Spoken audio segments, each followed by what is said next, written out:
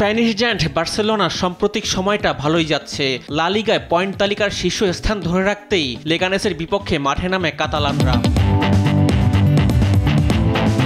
ম্যাচের শুরু থেকে আধিপত্য দেখায় বার্সা, তবে প্রথমার্ধেও ছিল গোল শূন্য। বিরতির পর ৪৮ মিনিটে জোর্গের আত্মঘাতী গোলে লিড পায় বার্সা।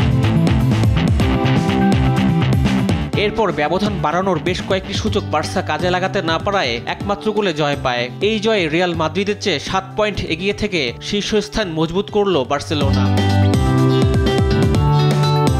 এদিকে ইংলিশ প্রিমিয়ার লিগে ক্রিস্টাল প্যালেসকে ৫-২ গোলে হারিয়েছে ম্যানচেস্টার সিটি। ম্যাচের ৮ ও ২১ মিনিটে গোল হজম করে ২-০-তে পিছিয়ে পড়ে সিটিজেনরা। এরপর ৩৩ মিনিটে ডি ব্রুয়না ও ৩৬ মিনিটে মারমাউসের গোলে প্রথমার্ধেই ২-২ গোলে সমতায় ফেরে ম্যান সিটি।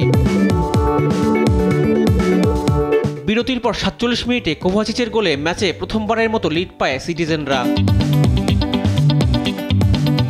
আর ৫৬ মিনিটে ম্যাকাটি ও ৭৯ মিনিটে ওরেলি গোলে জয় নিয়ে মাঠ ছাড়ে গার্দিওলার শিষ্যরা। এই জয়ে পয়েন্ট তালিকার ৪ নম্বরে উঠে এসেছে ম্যান সিটি।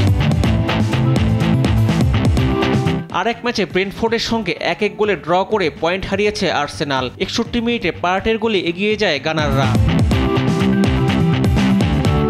৭৪ মিনিটে উইজের গোলে সমতায় ফেরে ব্রেন্টফোর্ড। এই ড্রয়ের পরও পয়েন্ট তালিকার ২ নম্বর জায়গা ধরে রেখেছে আর্সেনাল। রিফাত আঞ্জুম, দেশ টিভি, স্পোর্টস ডেস্ক।